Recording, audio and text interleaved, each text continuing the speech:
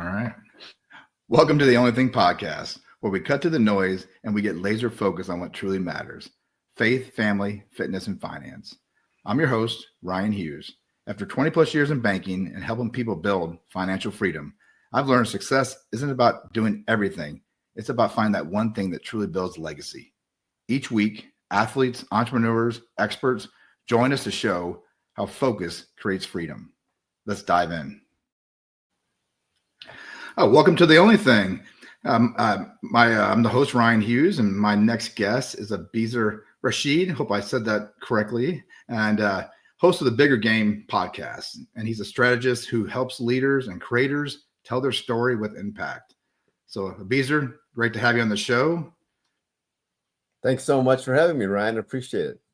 Yeah, no, this is fantastic. I was fortunate enough to go on the Bigger Game with Abizer, and just the mindset that helped me with. I just really wanted where other people could hear from you and know what's available. Just sometimes there's so much noise out there in the world and your life, and you truly did help me push away a lot of that noise and be able to focus on what really is important. So I'm hopefully more people can hear from you and find your podcast and get out there and subscribe. So definitely looking forward to that. So excellent. I appreciate that. I'm sorry. I got 1 second.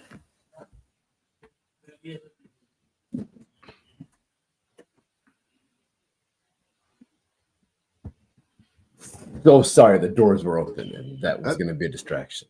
That's all right. No, hey, I understand. I got 6 kids. So I appreciate the kind words you just shared. Appreciate that. Yeah, it is all about the bigger game in life, right? And how we play that.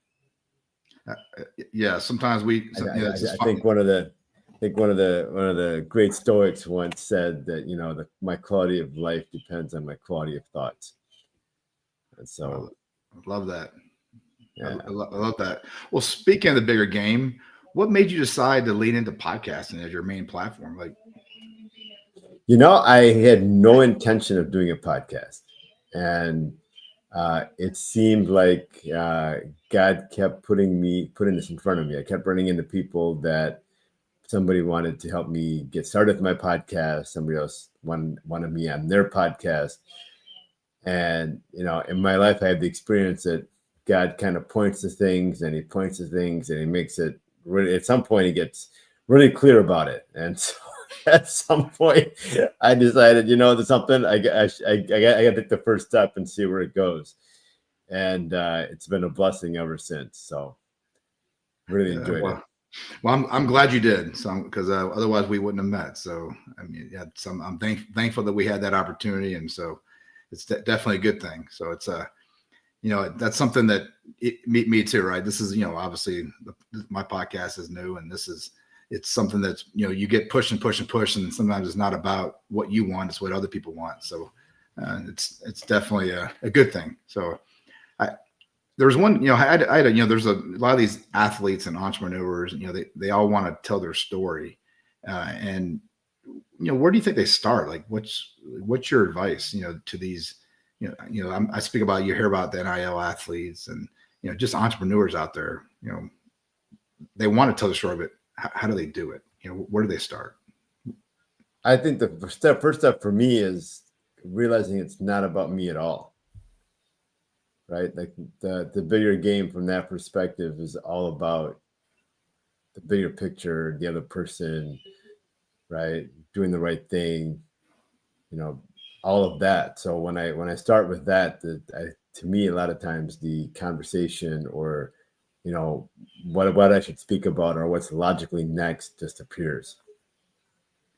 So it's something I think I heard you, it's not really what they think. Sometimes we get confused on what we want, not necessarily what somebody else may want, or what there's a higher power, right? That's really driving, what we should do.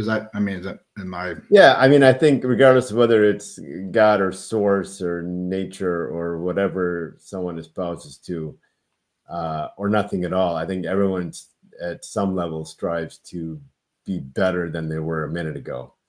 right? And for that portion of the population that does that, I think it's an interesting place to be when you hold the other person in the palm of your hands and consider about what's useful for them at the moment. I If I love got that. a story, am I sharing it because I'm boastful about it? Or am I sharing it because I think it may add value to whatever, Ryan, if I'm talking to you, what it may or may not add value to you. And then it's okay if it doesn't. It's just something I thought of about myself that I offer up for you for consideration, right? Or to you for consideration. You want to help with that, build that legacy or help. Like for me, I know it's all about how do I, help or guide my, kids or grandkids and, leave something behind, right? To me, Yeah. it's important to, it's not about, sometimes we forget, we do want to tell about ourselves or we want to be, but in reality, it's like, maybe no one wants to listen either. So. Well, it's interesting because one of the things that, that we're taught is that, don't raise your kids like you were raised because your kids were born for their time and I was born from my time. And so it's an interesting, it applies in 1,000 different ways. The funny story is, I had all this stuff saved up that I thought my kids over the history of time. I had like my old report cards and all kinds of interesting. I had my weaving from 3rd grade, right? Because I could never figure it out. And finally I got it right. So I had just like a big victory. So I kept it, right? And I realized that, this stuff, I figured at some point that my kids would want to go see it. And, at some point, if I passed before them, that they would have them to go through and treasure all these things and, all this stuff. Right. And I'm like, wait a minute, maybe it's not the case. Maybe it's just stuff they're going to have to deal with after I'm gone otherwise. Right. So I took them through my stuff and they kept what they wanted. And the rest they discarded. I'm like, you discarded? They go, he goes, I took a picture. I'm like, a picture? Don't you want to touch it, feel it? Like, I'm part of that generation, right? I'd like to read a book with pages, not on a Kindle or something, right? It's like, I got a picture. I'm like, okay, right? So you're right. It's all about the other person and how they want to receive it, right? And what is useful to them in the moment. That's so true. It's like my mom, she's 84 years old now, and she's got a whole garage and storage of just stuff, from us kids. And I'm like, Mom, let's go through that, and let's clear this out. She's like, oh no, I've already done it. This is for you guys to go through when I'm no longer here. I'm like, well, I know I don't want to do that. I want to do it now so we can go and we can talk, kind of see what this is and why you kept it. And I don't want to just, otherwise we made this thing, it's junk. The other interesting thing around when you talk about that is to record all that, because I'm sure some of those things have a lot of meaning to her. And there's probably some really rich stories about her childhood or about her growing up or whatever moment in time that piece talks about, right? For her, though it may be more and more richer about the story than it is about the actual thing that your kids, your grandkids, everybody else can then watch at their leisure later about, their great grandparents or great great grandparents or whatever that relationship is, right? That history gets lost so often. It especially now with the technology, right? I noticed that where before we go through photo albums, right? We'd pull out the books and back, in when we were younger, and parents would tell stories about, oh, this is your great grandparent. This is where now they're there, but they're digital. To me, they get lost in the cloud, no pun intended, but and it's hard to, have the same experience when you're looking on a digital versus, oh yeah, flipping the pages and and everyone's looking at the photo album. To me, a lot of times that is missed, even though you could print them out. But yeah, I don't know many people that do, but it's true. It's about the story behind the picture, right? Right. That's the context. The context. Yes, I remember reading I was there was a somewhere, I was thinking it was Oklahoma there, but they were talking about the Indian chiefs and how that's that's what they did. They sit around, they tell stories, and that's how it was passed on to generations, about the stories, and they didn't have like where you could go and search it on the internet, but that's how they pass along to generations, that everyone sit around and listen to and they tell stories of how they got there, and that's how everyone learned. So right, the oral tradition, correct? Yes. Yeah.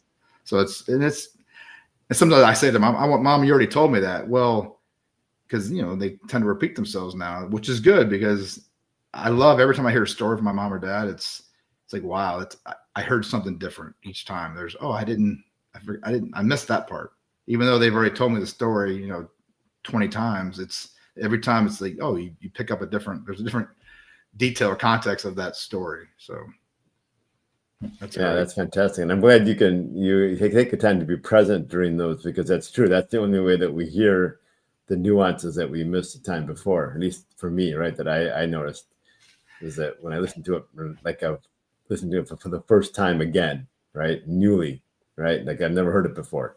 Is when I get to those nuances that you talked about that I missed the first time. So you mentioned something there, present. And that's something I'm always telling my kids, and I say it all the time. And I try to remind myself, right, to be present in the moment, be present, because there's so many distractions and so many, like we said, noise. And so, and as you see these, these influencers and the young, they're just having so much success and all these brand deals and opportunities, there's anything would you advice you would give them to be present in the moment, not like to enjoy that moment? How do you become present in that moment? Well, I think so many times when you're talking about today's doom scrolling and lack of attention, and funny story, I was reading an article. This English teacher was talking about rereading a book that she's a high school teacher, so she was rereading a book that she teaches every year. Hadn't read it in a few years, figured she'd read it again, this time with the students. And she goes, it was so hard to read because she was so used to sound bites and, little bits of stuff, right? That she couldn't focus long enough to complete a set of pages at one time. She did it eventually, but she had to actually take some, focus to make sure that happened. So I think that's just a funny story, because even us as like teachers and stuff, we always have we're running into those situations as well. I think we always hear this canned phrase, it's the journey, not the destination. And many times I think it just gets tossed as a cliche and no one really thinks about it sometimes, right? It's just we should do that, and no one. But taking that deeper. Right. For example, one of my coaches once, when that I had at one point, talked to me about my favorite meal. And she goes, when you're eating your favorite meal, do you sit there and think about when it's going to be over and what's next? Or are you actually sitting there and enjoying every bite of it? Right. The taste, the texture, the whole thing, whatever it is for you. Right. And I'm like, yeah, no, I'm just focused on the meal and enjoying every taste, all the taste of it and all of it, the whole thing, the experience. Because that's being present. Bring that to every aspect of your life now. And I'm like, yeah, that's it. I'm always eating my favorite meal. I'm always in the hot tub, just relaxing. Right, when I'm in the hot tub, the same thing. At least for me, right? I'm just totally relaxed, right? I'm not thinking about jumping out. Okay, what's next on my to-do list? Yeah, what the next meeting or the next phone call or the next bill or whatever it is you're going through in life. Enjoy that moment. I heard that there was a speaker somewhere, and I can't remember, but it was something to that point where you said like enjoying that meal, and I wish I could remember who it was, but they talked about in the morning, put your phone aside and truly, have that, whatever that favorite drink is, that cup of coffee, and actually drilling down to the aroma and how amazing that is, or outside when the birds are chirping, or, sometimes I go out in the morning to sit and you see something new. And I've been in my backyard, I don't know, thousands of times. And it's like, oh, if you actually are in the moment and present, what you can see around you. So that to your point about enjoying that meal, right, and actually tasting that meal. I think we're so rushed. We're rushing to get to the next thing. Yeah, I think many times, my humanity takes over, and it's all about the achievement. It's all about the result, right? And then I start acting like the results are in my hands. Like I have everything to do with the results, and I don't know that that's true. I don't have control over anything really around me. And I act like I do. And then when something doesn't happen the way I thought it was, it's so easy to end up in self beat up mode. Like I should have, could have, would have done this. It would have been a different outcome. And really, it's under my control. I think the only thing I have under control is in my control is how I relate to that person or that thing that's going on. Am I going to accept it? Am I going to, not accept it and then wish it was a different outcome and just, get all head trashed about it like this and have this thought and that thought, right? What am I going to do in the moment? The only place that I can control anything is my relationship to the situation. You put me in a fighter jet cockpit, right? Going a million miles an hour with all those gauges and dials, and I'm freaking out, right? You put a fighter pilot in that same situation, and he's talking to me about delays, we're in Detroit, so the Lions game and whatever else, and flipping switches and dials. He's having a great time, right? Yes. No, you don't think about that because I would be freaking out. Yeah, but it's the same dial, it's the same set of stuff. It's how I relate to it versus how he relates to it or she relates to it. Yeah. Like it's immaterial. So Abizer, tell me a little bit about the bigger game. Like what when you came up with the name. I mean, I have assumptions on the bigger game, and I think we all do. But what was your mindset around the bigger game podcast and coming up with that? Well, I think the bigger game is, that's really how I take my life to the next rung, right? And the whole thing with the podcast is we're not talking to, it's just real people like you and I having a conversation about things that happened in our lives and how we adapted or what we learned from it and what we do now. And the hope is that people get one nugget out of a podcast. There may be many nuggets there, but just taking one of them. And if we're able to impact one person and have them shift something in their lives and have more color in it and make that life more juicy and zesty, then we've accomplished what we came for.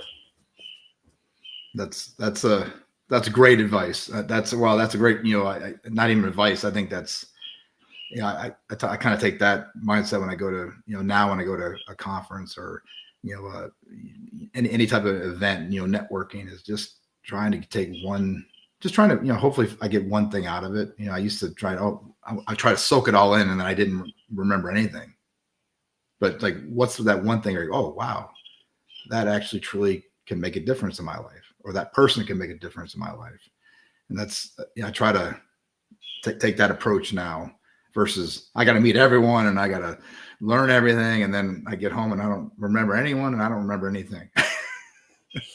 Yeah, I think it comes down to what you said before, being present, right?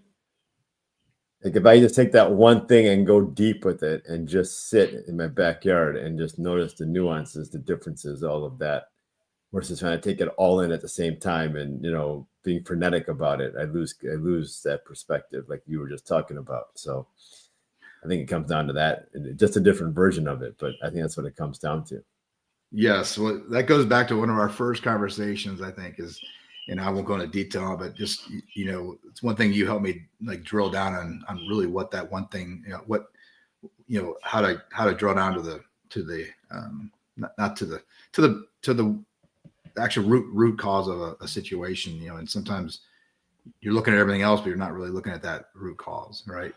So it's, I thank you for that. So that's, that truly is right. Just, I think everything we do in life, there's that there is that, what is that? What is it? What's that one thing versus, not being present or just looking around and not seeing what's right in front of you.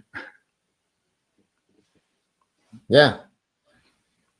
Yeah, I think one of my other mentors at one point brought this question to light, and I use it a lot now, is what need does it fill? If I'm going to play victim in a particular situation, or if I think I'm the imposter in a situation, or I don't feel like I'm ready, or make it up, whatever head trash I carry in my head, right? What need does it fill? And look at that need. Very, very true. Well, this is great. I mean, is there anything else I'm so glad that you came on the show, and is there anything you wanted to add, or, anything that, if there was one piece of advice you could that hopefully, people that are listening or may come across this, and that you hope they would take, that they would actually, be present with and take with them, again, is there anything that you would like to share, or we hope that our audience and people out there will hear and better their life or their situation, whether it's personal, financially, whatever they're trying to work on in their life? I think life is a series of choices, and it's a continuous test. When I'm at the highest mountain, right at the peak of the highest mountain, or I'm in the deepest valley, or anywhere in between, life is just a series of choices, and it's a test at every moment. Right? What am I going to do? Am I going to become arrogant about where I'm at? Am I going to become humble where I'm at? Am I going to be grateful? Am I going to be not grateful? All these choices that we can make at any one particular time in any situation. And I think that where I come from when I make the next choice is all that matters. I'm grateful I make a choice or some higher frequency, or if I make a choice from being annoyed or frustrated, some lower frequency, right? The choice is exactly the same, but the results are vastly different. Am I going to accept the situation where it's at? Am I not? Exactly as it is and exactly as it's not. And then work from there and be thankful about the situation as it exists. Or am I going to be frustrated by the situation as it exists? What do I say about this? What choice do I make about what I choose to think about that situation or that person or that thing? I think that's huge, especially today when so many people, like you said, influencers and other folks who work hard, and then suddenly they come into, a lot of financial freedom or wealth or anything like this, right? That's life-changing. So many people end up in life-changing situations. How do they navigate that? How do they not get overwhelmed or what have you in that situation? It gets really fuzzy, really muddy, really fast. I couldn't imagine, when you go from 0 to 1 million, or, and all of a sudden you're, whether just all these followers, or there's tons of millions of dollars, and you can definitely, I could see that could be very, very stressful and confusing. So yeah, you definitely, but right, we live and learn. We're going to make mistakes, and we're going to do great things, but you can't go back and really change it. You just have to kind of grow and move forward, right? So I think you get to accept it, right? And so, how do I manage all that, first of all? And then how do I, I remember a friend of mine had his situation. He was like, he had a bunch of friends all of a sudden. And the situation was, how does he tell who his real friends are and who are just along for the ride, right? That situation. There's so many things that come up out of that, right? It's so, and then everyone's always saying yes. Everyone's always providing stuff. How do I not let that get to my head? How do I stay humble in that situation? How do I not lose myself and my own identity and who I choose to be in the face of all that? That's very, very deep, because it happens a lot, right? You see it out there with, these massive contracts and these things happening with all the money, and then all of a sudden, all these coming out of the woodworks, and there's fame and fortune, and then a few years later, you're broke and lost, and we're all those. Where is everyone? What happened to it all? So I think it's you don't want to get lost in that situation. Yeah, I mean, just in how many times do I lose myself in those situations? Like, who the heck am I now? Mm-hmm. Right. And so it's easy to say that life is a series of choices, and in some cases it's easy to make those choices when the purpose and the vision is clear. And when it gets muddy or like that, or it gets fuzzy with all these things happening, how do you find that clarity? That's when you really got to dig deep down, right? When it is muddy, when you are that's where you really have to, like, oh, okay, how do I handle this? I know for me that's something that you in life, it's when things things are going great or whatever, it's just like winning a game. Everything's great, everyone loves it, everyone loves a coach, everyone's happy, and then all of a sudden you start losing, and the parents are yelling at you, the coaches question, the kids are miserable, I don't want to go to practice. That's how I relate. It's easy to win, but Yeah. how do you handle losing, right? That's And it's always not easy to win either, because if I win and it goes to my head, then what?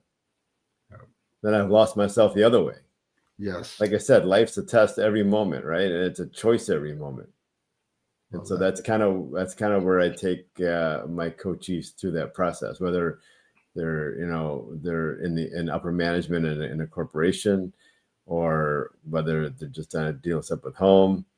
It's all the same stuff, right? Is it about me, or is it about the other person? Is it about serving the bigger game and the higher purpose, whatever that is for me? Or am I going to settle? Am I going to sell myself short and sell the other party short and get lost over time? Love it. Well, Abizer, thank you so much. I mean, this is always truly, I always learn something from you. And I'm so grateful that we're able to, that we met and you were to come on the show. And definitely, I hope definitely people check out the Bigger Game podcast with Abizer. And thank you everyone for joining. And anything you want to add at the end here, but definitely check them out. What's the best way to get a hold of you? Is that on? Yeah, you can just reach me at abizerrasheed.com is the website. Just my name as it's spelled there, .com. I'm on LinkedIn. I'm on Facebook. So you can find me wherever. And we'll put however you want to consume. And we'll put that in the notes as well, so people can have that to click on if they want to reach out to you. So, well, thank you. Thank everyone for joining the Only Thing podcast, and have a great rest of the day. Thanks so much for having me, Ryan. I appreciate the time on your show today. Thank you. Thank you.